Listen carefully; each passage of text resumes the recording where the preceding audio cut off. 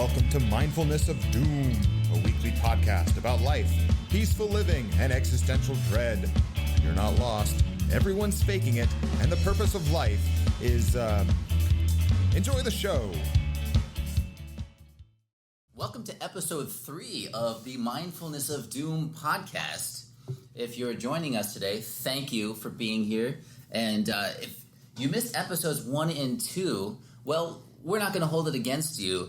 But we invite you to check in, kind of see the past history of the podcast and how we've grown and developed so far. And we're beginning to do this regularly, every Thursday, actually. Yes, we're going live every Thursday around 2 p.m. to film Mindfulness of Doom. But we do have a backlog of episodes which can be found at www.mindfulnessofdoom.com. It can also be found wherever podcasts of all quality can be found, on the iTunes Apple Podcasts app, and soon to be on everywhere else. Spotify is coming.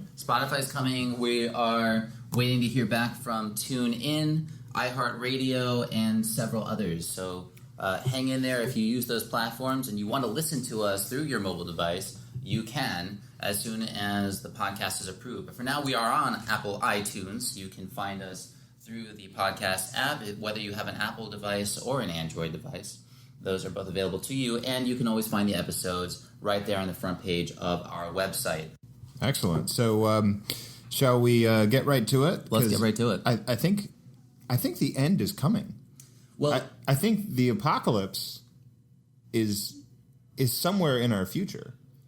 And that should be a good reminder to all of us that life has an end, and if we don't recognize that, you can forget and you can waste the rest of your life. And so that's one of the things that we do on this podcast is talk a little bit about existential dread and doom, and hopefully in a semi-humorous way in order to get us to realize that life is a thing worth living. Yeah, I had a conversation just outside the door with my good friend Winston. And he said, "Hey, this podcast that you're doing, I don't get it. You don't strike me as the kind of doom and gloom kind of person. The kind of person who says, oh, the end of the world is nigh, and we have to bow down and all." I said, well, actually, that you're right. I am not that kind of person, whatever that means. However, keeping in mind that at some point, it doesn't have to be today or tomorrow or next week or next Thursday. At some point, the end is coming. The universe is expanding into its own heat death, and maybe a Google years from now or what have you. It's a fairly accurate estimate. Yeah, I've been doing my research, and it seems that at some point, 1 million, trillion, billion, gazillion years from now, everything's going to come to an end. I think you made up one of those numbers. Probably. And we should just be the best person that we can be right now. Yeah. So I want to share with you a little anecdote. So in Japan, there are lots of tourist trap places that you can go to the temples, and the nice places have always got some little tourist kitschy shops where they sell trinkets, and they're everywhere. I mean, you can find them at any tourist hotspot all over the world. But in Japan, they have these ice cream shops. And I've seen this sign in a lot of different places, and it always brings a smile to my face because it just kind of shows the sense of character of that community. And the sign says, pardon my Japanese, it says, Seikai de wa niban mei oishii soft cream desu, which means, here is the world's second tastiest ice cream. It's just like, it's nice to brag. It's nice to have confidence in your product. But bragging too much is a little bit arrogant. So we're just going to take it all the way to the max, and then we're going to pull it back a step. We're gonna have just enough humility to still be taken seriously. Yeah. We've been coming up against this as we've gotten this endeavor started. Yeah, where's your head at? How confident are you in what we've said so far? Well, it's interesting. Like we're here. We have a podcast. We have an audience with real live human listeners. With real human ears. Real human ears. And we have people who are asking us questions and asking for advice even sometimes. And it's almost as though we're authority figures. And it... Oh, God, no, we don't want that. Right. So no. Oh, no. Don't pedestalize me. It's interesting that where the ego mind goes, where there's, well, who am I that I can claim to be some authority in mindfulness, or that I'm the master of the universe when it comes to this particular topic. And it actually, this is something that just comes up as a casual thought, and it's a repeated one. And it's like, that's so interesting. Where is that thought coming from, and why is it? It creates a little bit of fear in the body, a little bit of self-doubt. For me, it's crushing self-doubt. It's absolutely... Imposter syndrome is a constant thing that I battle with. And whenever we get on these podcasts, I come back and listen to them. And I've come to terms with the sound of my voice.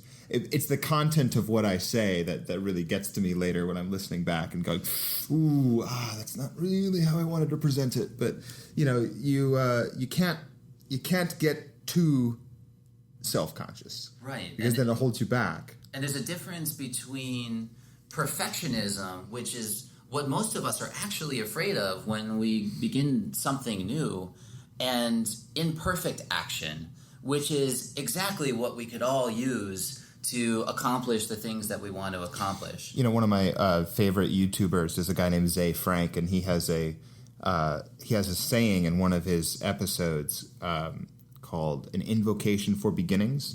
And when I was in grad school, there were so many times when I couldn't get started on a project, and I would listen to that video over and over and over again to remind myself to get started, and it was fantastic. I'll put a link in the description. But he said, perfectionism may look good in his shiny shoes, but he's a bit of an asshole, and nobody invites him to their pool parties. I think first of all, just to talk about the sense of authority of if you were running a podcast, or if you're in front of the classroom and you're teaching and you're presenting yourself, just the fact that you are speaking, the position that you hold within the room creates authority. It creates a sense of authority. It's an imaginary authority. It's not one that you give yourself. It's one that the society gives you because you're the one speaking, because you're the one behind the mic, because you're the one up on stage. And we mentioned last week about the authority fallacy, which is this idea that just because a person is an authority figure doesn't mean that their argument holds water. I would also like to bring up the important corollary to that is just because someone is not an authority figure does not necessarily mean that their argument is less valid. However, they're much less likely to be articulate about it. Yeah, and there's also a number of people who don't claim to be an authority figure who are remarkably talented and very knowledgeable and extremely wise and have the trust of a few people. And from my perspective, coming from a marketing background, it really has a lot to do with how well somebody sells themselves as a particular authority. And if you look at the distinction, best-selling author does not mean best writing author. We all know that there are many books out there that are not worth reading, but have a wide audience. And we also know that there are books out there that have a very small audience, but can be life-changing. When you say not worth reading, I feel like you're being generous. I'm certainly allowing my internal judgments to come out. There's a lot of books out there that are not worth your time, but I'll let you be the judge of whether or not those books are worth your time. But you should be reading. Like Tyrion Lannister said, a mind needs books like a sword needs a whetstone. Well, and that brings us back to the topic of us as authority figures in this podcast. Weird.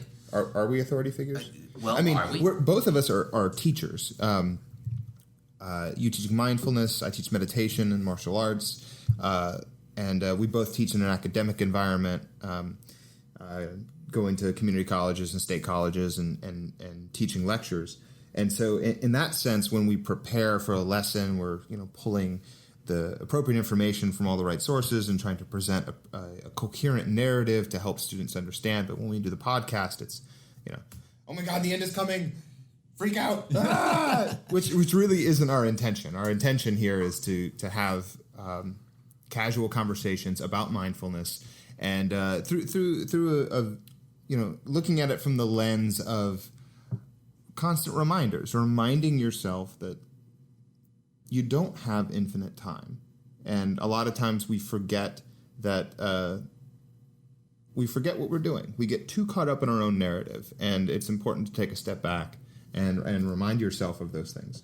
And also acknowledging that everything that we are presenting to any person in our audience is a work in progress. Life in general is a work in progress. It's a work in progress. Right. And where we are right now is where we are in our own unique life paths. Just as where you are is where you are in your unique life path. And if you're interested enough to fast forward from where you are, perhaps to where we are, that's why we're here. This isn't to claim that either of us are more advanced or more skilled or whatever. We're all on different paths, and we all have an opportunity to say, oh, hey, that path looks interesting. Let me try that on. Yeah. I think it's important to remember that educators, that teachers are human beings as well, and that though they often present themselves as being authority figures and having all their shit together, it doesn't necessarily mean that it's true. Like, I mean, I'm an educator, I'm a teacher, but I'm the first one to tell you, don't believe what I say just because I said it, or just because I said it in a convincing way. I want you to take that information, engage with it in your personal life, and see if it fits for you. I think the mark of a good teacher is one who makes himself progressively useless, who teaches you how to do something. And all that I think that we are doing as mindfulness educators is to show people the door, but you're the one who's got to walk through it. So make sure that you are, as the listener, are taking that, what the things that we say and the things that other people say with a grain of salt, and making sure that you have your healthy BS detector turned on. Because there's a lot of people out there who will scam you and try to make you believe whatever they want. Yeah, well, and that brings us to the topic of fake news and media. And this was something that we were covering this week earlier in our pre-podcast, which is something we don't have a name for right now. So if you have suggestions, we go live twice a week, the first time to gather questions and comments that we then use on the official podcast episode, which you're listening to right now. Please send us suggestions. We would love to hear your feedback. Fake news is something that we were talking about because it's coming up a lot in media lately, and some of our audience members are saying, well, how do you filter out all of this information that's coming at us, and can you really take the time to verify what's going on, and what's up with all of the people who are just sharing information that sounds good or that fits their current belief systems without verifying whether the information is fact or not fact? I think that there's this thing that people have been taught that is very important in one aspect, but also kind of damaging in the other. And that is this idea of fake it till you make it, which is it's a real thing. And when you have self-confidence issues, and when you're hyper conscious of yourself, and you got two left feet on the dance floor, when you just fake it and you look in the mirror and you strike a power pose and you start smiling at yourself and you force a laugh, it really does have psychological benefits of posturing, and it does actively help you to get into a headspace of confidence. And then also, when one of the main things they teach you in acting classes or when you're doing presentations in school is to work on how it looks, how it sounds, and then work on what you say, because it most of it, you could say 70% of it. I mean, I'm making these numbers up on the spot, but 70% is how you look, 20% is how you sound, and 10% is what you say. And I think that's true largely across the fake news thing, is that it has become so easy in past decades to create believable looking and sounding stories on websites that appear to be reasonable, or the way the wording of the posting sounds to claim have some sort of authority. And if you're not paying close attention to the content and realizing that it can't possibly be true, you get sucked into these things, and then there's so much to filter. And I think it's really important to get your news as close to the source as possible.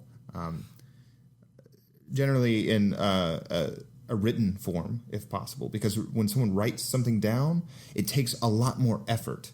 Although nowadays computers are writing most of the copy for ads that are coming up for these short ads. Well, it's fascinating also. I mean, there are services out there that do ghostwriting and automated writing. It was funny when I used to work in the advertising industry, we had heard of some of our clients came to us and said, oh, yeah, I have this service that automatically writes my blog. And that's interesting. Does anybody read it? Well, no, but at least we have a blog on our website. Well, how does that help your business? Well, I don't know, but it only costs a couple $100 a month. Okay, well, does that make sense? I'm just doing it the wrong way then. I'm just, typing keys and deleting the ones that come out incoherent. In other words, you're a human editor. Yeah, I'm not a lizard person. That's interesting, right? So let's say that the topic of lizard people, there are all these beliefs that are floating around in the news. There's some article about, Donald Trump is apparently a lizard person. And where did that come from? He's definitely a lizard person. Like, where does that come from? Where does the idea of lizard people come from? We can actually trace it back to a film from the 80s. Oh. What was that called? They Live. The film They Live. Which is the worst movie I've ever seen that made me think so much. And it was so bad. But then I haven't stopped thinking about it ever since a friend of mine showed it to me. Spoiler alert. Guy finds these glasses and puts them on and starts looking at advertisements and seeing not the advertisement, which would have been for McDonald's or Coca-Cola or something, and it just says obey, which if you hadn't seen the film, I think that may have been where that trope originated from. But then he would look at certain people and realize that those people weren't actually people; they were some sort of cloaked alien robot-looking things, and that there was this whole conspiracy. And there's a whole subgroup of conspiracy theorists on the internet right now posting YouTube videos claiming that certain people are lizard people and they're not human. And there's absolutely no problem with believing these things as beliefs themselves. However, a lot of people are choosing to believe these things without actually verifying whether this information is true or not. And the unfortunate outcome of this is that in a world where we already feel divided and what we really need is unity, the perception that there is this other hiding within society that is not human and that is subversively trying to control the world creates more division, and oftentimes perfectly reasonable, intelligent people will just choose to accept the narrative because it sounds good or it's convenient. It's like, oh, that person's clearly not human, so this must be true. Well, I was about to say that what you said sounded great, and that sounded exactly what a lizard person would say, to try to convince me not to look into you. I mean, from a mindfulness perspective, I think that the way to sort through fake news and the way to sort through really any information at all is what mindfulness starts with, which is attention and focus to meaning. And when you engage with any argument, having your mind turned on and being cognizant of what you are being brought in by. Are you being brought in by the presentation, how they look and how they sound, or are you being caught by the content of their speech? And if you can focus on the content and get past how something looks, as a screener of information and trying to be a discretionary consumer, that's going to be the biggest help for you. Is not getting caught by the flashy things. Don't get hung up on the bells and whistles. Listen for content. Listen for message. In other words, have a healthy academic skepticism. Yeah, the content of the message, just as the content of this podcast, is the important part. We work, obviously, as best as we can on the appearance and the presentation of it, and you'll see some marketing efforts from time to time. We're focused on both of these things, but the most important thing to us is the message that we're bringing you and the underlying intention that everything that you hear, not just from us, but from anything, is something that you use your critical thinking skills to evaluate and determine whether it's going to serve you to take on a certain belief, and whether what you're choosing to believe is actually accurate, or if there's some other intention behind the message. And we had a conversation yesterday about sales and marketing, and unfortunately, sales and marketing get such a bad rap because there are so many people out there who are working in that field that are just doing it plain wrong. You'll see things. You'll see crummy products that have the most beautiful marketing, or you'll see products that are deliberately made to be addictive, loaded with sugar, loaded with chemicals, and we'll end up consuming them. And the advertising behind it is like, oh, look how happy this is going to make you and your family and your friends, and we become dependent on the product rather than having the product or service make us self-reliant. Yes. It's like when you watch an advertisement for Budweiser and you expect them to suddenly make you have that summer body and bikini and have it look perfect and tan and happy because you drink a poison. Yeah, or the very riveting automobile commercials that where you see the sexy couple sitting in the front seats and driving along the mountain pass and that's not the reality of all. In fact, when you get your car, you drive it off the lot, you're stuck in traffic. And anytime you want to use your car, everybody else also wants to use their cars, and you spend most of your time, if you live in the city, stuck in traffic or in some unglorified-looking suburban place. Do you feel lied to?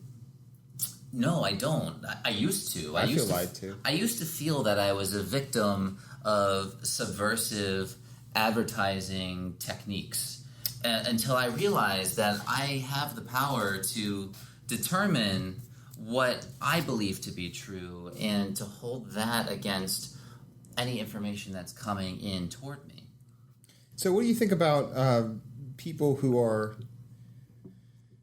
so self-conscious about making the right action, and you doubt your own narration, your own story, your capabilities of doing things? How do you move from being the person who recognizes that you have no authority to becoming a person who projects and shares, and like how do you move from being the wallflower to the dancer? Like how does that process happen? Yeah, it's the process of becoming or moving from somebody who is submissive to somebody who is a creator. And in the process, there's a spirit of observation that takes place. And this is really a conversation about belief systems. If you and I take a moment to really look at the things that we believe to be true, where did those things really come from? Let's look at this is one of my favorite ones in the subject of money. There's this catchphrase. It's very catchy. It's got a nice ring to it, and it's called "Money doesn't grow on trees." You may have heard your parents say this. You may have heard them say things like, "What do you think I'm made of money?"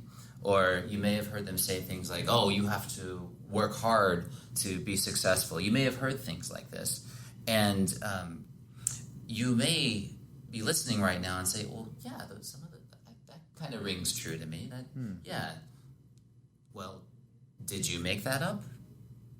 Or did you hear it someplace and without really giving it much thought, say to yourself, "Oh, yeah, that sounds good. That makes sense, I guess. Yeah, I'll go with that." And then move on. Because what happens when we take on beliefs like that without really evaluating them, they will color our reality in such a way that we will take actions consistent with those beliefs, and we will get what we get. If I believe that I have to work hard for money and that there's not enough to go around, then I'm going to be working really hard my entire life and probably making very little of it. And not realizing why I can't pay my bills on time, or why is it so difficult to find a high-paying job? It's because the man's keeping you down, man. Yeah, man, and that's another belief, right? It's like, oh yeah, we got to, let's stick it to the man. Like there's some system or some oppression. There's something that's controlling it, and in some sense there is. Oh yeah, I mean we can get into a big philosophical or political discussions about how the systems that we have created to help people are being co-opted to actually not help people and give them less power and collect money for the rich to get richer. But that's another podcast. Yeah. That's another day. Well, and depending on what you believe and how you feel, it could hold very true to your being. It's something that you can know intellectually, and maybe it doesn't affect you, or if it's something that you believe at the core of your soul that, my God, this system is messed up. Okay, so let me kind of narrow this down a little bit, Yeah, sure.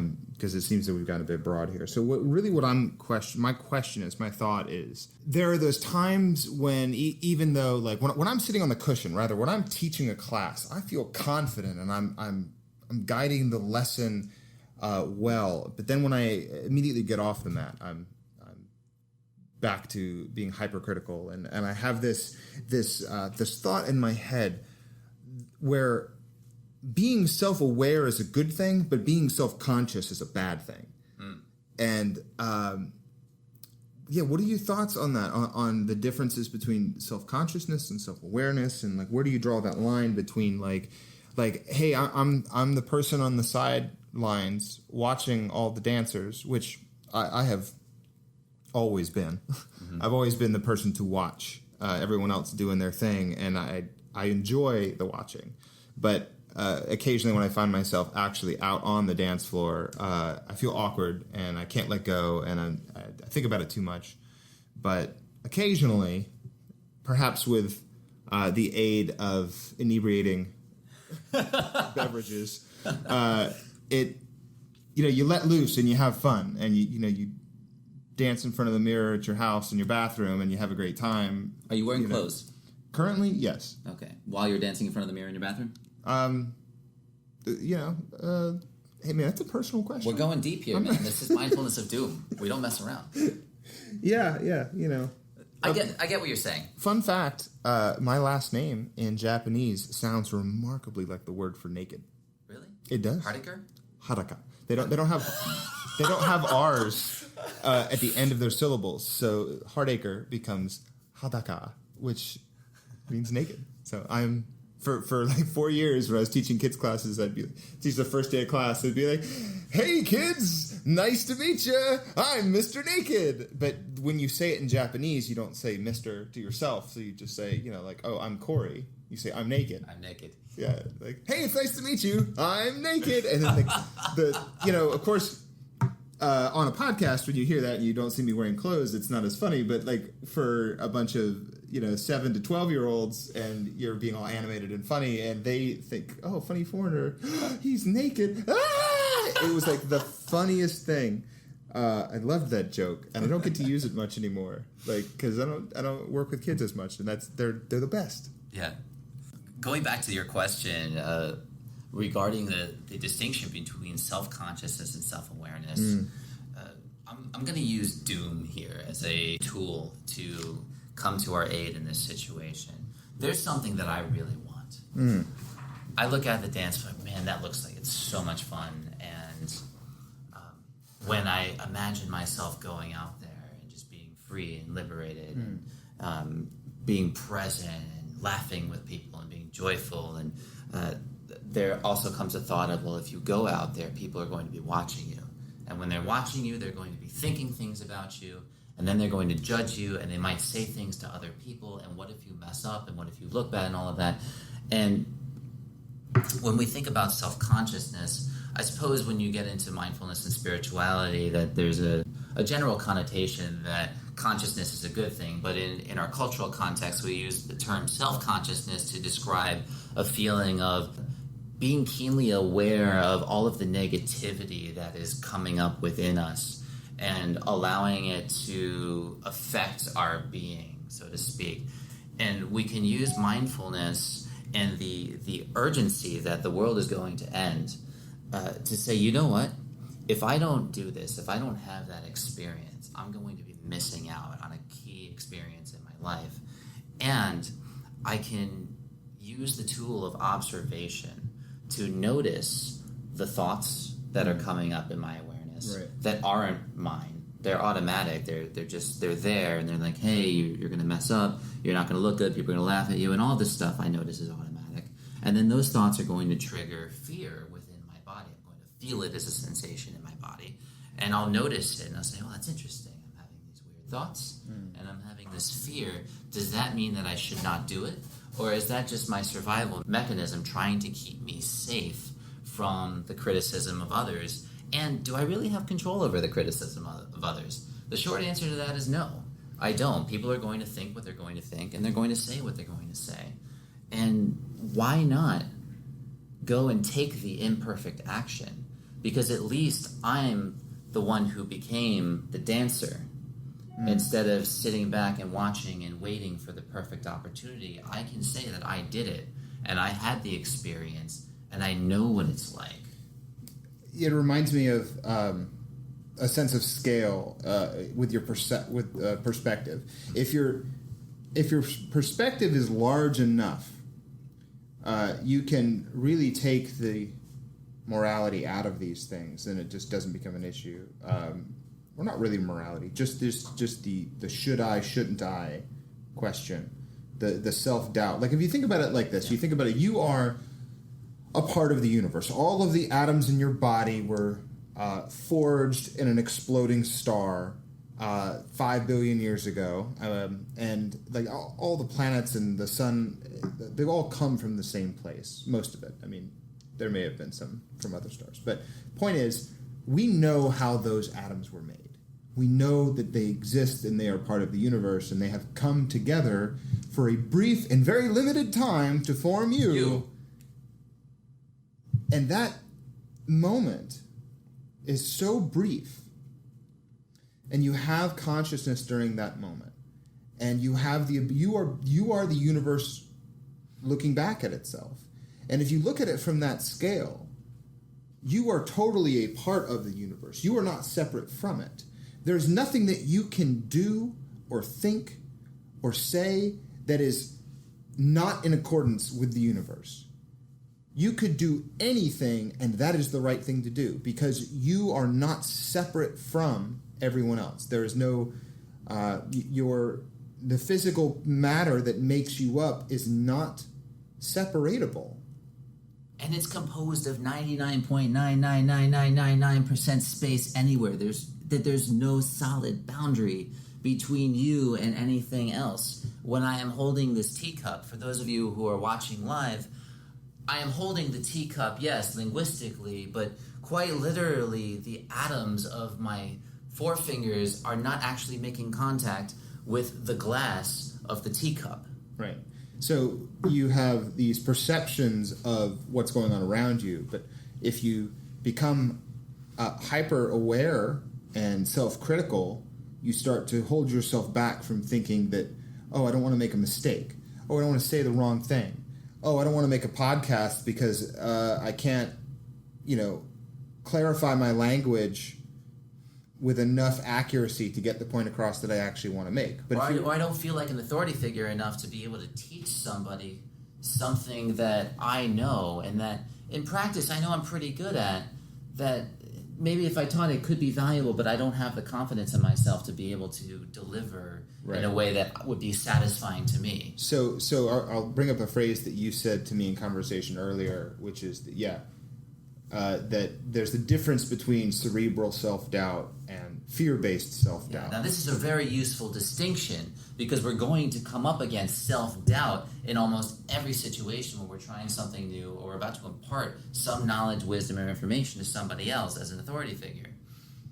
Yeah, so let's bring these two topics together to kind of tie them off a little bit. Is that we have, on the one hand, you've got fake news and you're needing to be a discretionary consumer with the types of information that you choose to believe.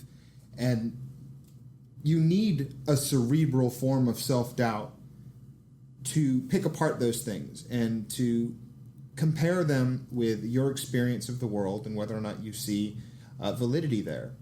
And then you have that fear-based self-doubt of which I characterized as I would say a lack of perspective, or rather too narrow of a perspective. It's nothing more than the little voice in your head telling you things that make you feel bad, such as, you're not good enough, you'll never amount to anything, you won't fit in, they're all going to laugh at you, you'll never be liked, and you're not worth anything. Yeah, all of that is just fear.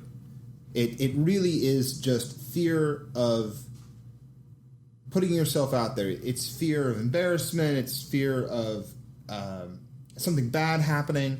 But I would actually take all of that and lump it together and say that those fears, at the risk of oversimplifying, those fears are not really fears of criticism or pain. They're fears of negativity. They're fears of moving forward, fears of really death, a fear of it ending, a fear of something terrible happening. And we hold ourselves in stasis, unable to move, unable to create art, to speak our minds because we're afraid of what's going to happen. But you can redefine that and to say that that's not even a fear of death. That's a fear of life. That's a fear of putting yourself out there. It's a fear of wasting your time. It's a fear of being, having the sense of, false authority or imposter syndrome and just saying, hey, I can do this too. But then you look at all these other people who are doing these things, these great, wonderful things, and they look so polished and they look so well thought out. And then if you have the perspective and if you're paying attention, you can realize they're faking it too. They're ordinary people just like you and me. They just happen to have an idea and they went for it using the distinction of imperfect action.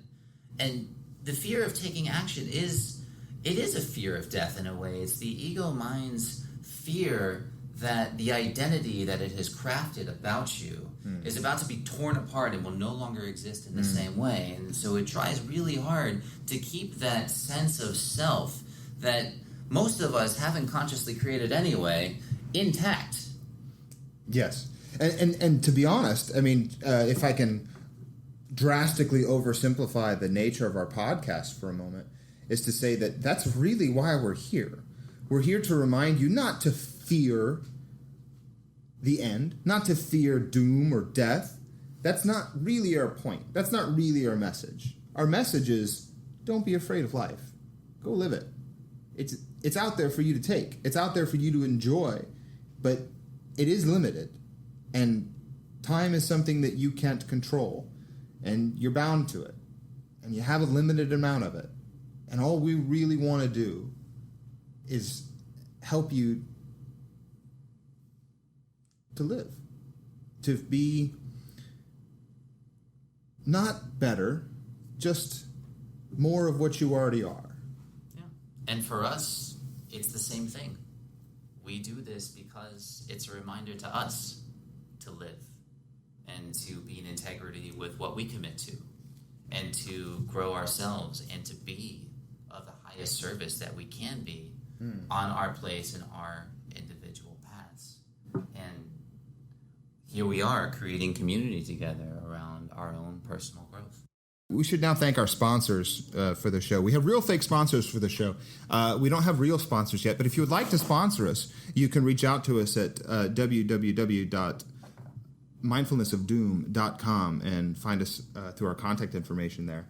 Mindfulness of Doom is now on Patreon. If you would like to sponsor Mindfulness of Doom or become a recurring patron of our podcast for as little as $5 a month, it would be a tremendous help to us. It would help us to keep this going, and we would love you forever. This podcast is brought to you by the world's second tastiest ice cream, found everywhere you can find tourists in Japan. This podcast brought to you by that one song by the Wallflowers that was very famous back in the day. 1996, actually, it was. It was 1996, and the Wallflowers are still going. They're still going. They now have one member remaining in their band. And they could probably use your support just like we can. That is true. And this podcast is also brought to you by Imposter Syndrome. Feeling like you're just not worth it and you don't have what it takes to be an authority figure, although you have a position of authority. Yes, Imposter Syndrome, crippling self-doubt since the birth of humanity. Well, thank you so much for joining us this week on Mindfulness of Doom. And we love you. Thank you for being here. And remember, the world's going to end and we're all going to die, so make the most of it. Exactly. Peace. Bye. We We invite you to like, subscribe, and rate our podcast on Apple Podcasts or wherever. Have suggestions, music, or artwork for the show? Want to sponsor our podcast? Find our contact page and links to the items we talked about in this episode at www.mindfulnessofdoom.com.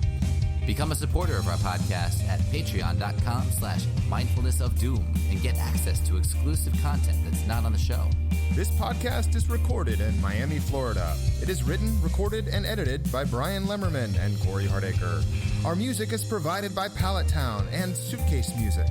They can be found at soundcloud.com/pallettown and at suitcasemusic.bandcamp.com. All poorly thought out opinions are ours. Nothing you hear in this podcast should be construed as professional medical advice. Go see a therapist, all of you. Self-discovery has